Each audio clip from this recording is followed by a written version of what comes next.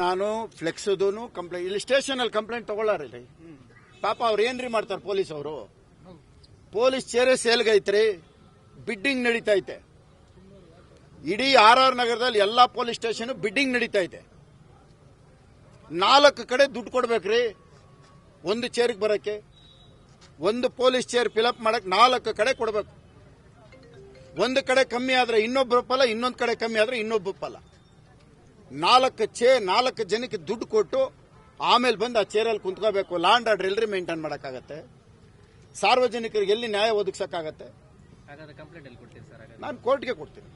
ನಾನು ಕೋರ್ಟ್ ಕೊಡ್ತೀನಿ ಪಾಪ ಪೊಲೀಸ್ ಅವರು ಏನು ಈಗ ಪ್ರಚಾರಕ್ಕೆ ಮಾಡಂಗಿರೋ ಹೆಣ್ಣಿನ ಪಕ್ಕದಲ್ಲಿ ಕುಂತ್ಕೊಂಡು ಇವ್ರು ಪ್ರಚಾರ ಮಾಡಿದ್ರೆ ನಾನು ಮಾಡದ್ನ ಸೋತೋಗಿರೋ ಹೆಬ್ಬರ್ತಿನ ಕರ್ಕೊಂಡು ಪ್ರಚಾರ ಮಾಡ್ತಾರೆ ಯಾರು ನಾನು ಮಾಡ್ತಾ ಇದ್ದೀನ ಪ್ರಚಾರ ನಾನು MLAನೇ ಪಕ್ಕದಲ್ಲಿ ಯಾರು ನಿಲ್ಸ್ಕೊಂಡಿರೋದು ಪಾಪ ಬೆಳಗ್ಗೆಯಿಂದಾನೆ ಅದ್ರೂ ಮಾಡ್ತೀನಿ ನಾನು ಕೋರ್ಟ್ಗೂ ಹೋಗ್ತೀನಿ ಫ್ಲೆಕ್ಸ್ದು ಕಂಪ್ಲೇಂಟು ಕಮಿಷನರ್ನೇ ಪಾರ್ಟಿ ಮಾಡ್ತೀನಿ ನನ್ನ ಮೇಲೆ ಹಲ್ಲೆ ಮಾಡಿರೋದಕ್ಕೆ ನಾನು ಕೋರ್ಟ್ ಥ್ರೂನೇ ಮಾಡ್ತೀನಿ ಯಾಕಂದ್ರೆ ಸ್ಟೇಷನ್ ಅಲ್ಲಿ ಅವ್ರು ಏನು ಮಾಡಕ್ಕಾಗಲ್ಲ ಇದು RSS ನಾನು ಹೇಳ್ತಾ ಇದ್ದೀನಲ್ರಿ ಇಡೀ ದೇಶ ಇವತ್ತು ನಾವು 100ನೇ ವರ್ಷದ ಕಾರ್ಯಕ್ರಮ ಇದು ನಮ್ದು ಇವರು ಸ್ನಾನ ಮಾಡದೆ ಅಲ್ಲುಜ್ದೆ ಬಂದ್ ಕುಂತವ್ರಿ ಬೆಳಗ್ಗೆನೆ ನಾನು ಪ್ರಾಮಾಣಿಕವಾಗಿ ನನ್ನ RSS ಸಂಸ್ಥೆ ನಾನು ಬಂದಿರೋದ್ರಿ ನಾನು 5 ಗಂಟೆಗೆ ಎದ್ದು ಬಂದಿದ್ದೀನಿ ನಾನು 5 ಗಂಟೆಗೆ ಎದ್ದಿರೋದ್ರಿ ನಾನು ನನ್ನ ಕರ್ತವ್ಯ ರೀ ಇದು ನಾನು ಒಂದು ಭಾರತೀಯ ಜನತಾ ಪಕ್ಷ ನನ್ನ ಕಮಿಟ್ಮೆಂಟ್ ಇದು ಪಾರ್ಟಿ ಕಮಿಟ್ಮೆಂಟ್ ನನ್ನ ಹಿಂದೂ ಧರ್ಮದ ಕಮಿಟ್ಮೆಂಟ್ ಹಿಂದೂ ದೇಶದ ಕಮಿಟ್ಮೆಂಟ್ ಹಿಂದೂ ದೇಶದ ಬಗ್ಗೆ ನಾನು ಯೋಚನೆ ಮಾಡ್ತಾ ಇರೋದು ಈ ತರ ಇಷ್ಟು ನೀಚತನದಲ್ಲಿ ಆ ಒಂದು ಹೆಣ್ಣಿಗೆ ಪಕ್ಕದಲ್ಲಿ ನೀವು ನೋಡಿದಿರಲ್ಲಪ್ಪ ಇದನ್ನ ನಾನು ಹೇಳ್ತಾ ಇದ್ದೀನ ನನ್ನನ್ನು ಎಲ್ಲಿ ನಿಲ್ಸಿದ್ರು ಆ ಹೆಣ್ಣನ್ನು ಎಲ್ಲಿ ನಿಲ್ಸ್ಕೊಂಡಿದ್ರು ನೀವೇ ನೋಡಿದಿರಿ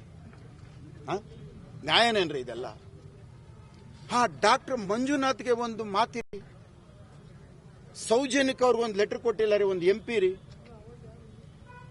ಇವತ್ತು ನನಗೆ ಮಾಡಿರೋ ಅವಮಾನ ಅಲ್ಲ ಇದು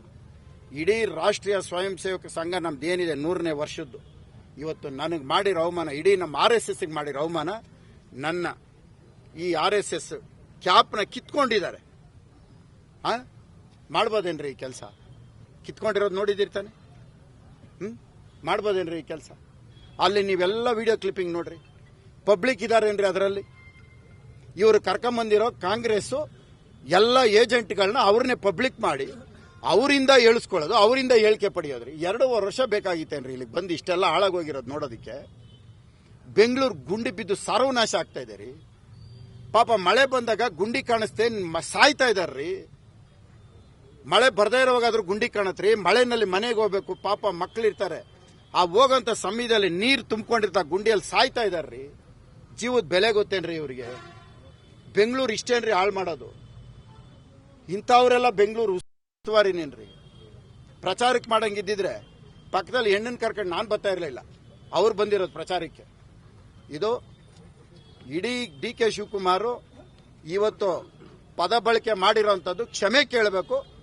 ಅವ್ರಿಗೊಂದು ಮಾನವೀಯತೆ ಇದ್ರೆ ಅವರು ಒಬ್ಬ ಶಾಸಕನಿಗೆ ಗೌರವ ಕೊಡೋಕೆ ತಪ್ಪು ಮಾಡಿದ್ದಾರೆ ಆದ್ರೆ RSSಗೆ ಅವಮಾನ ಮಾಡಿದ್ದಾರೆ ಕ್ಷಮೆ ಕೊಡಬೇಕು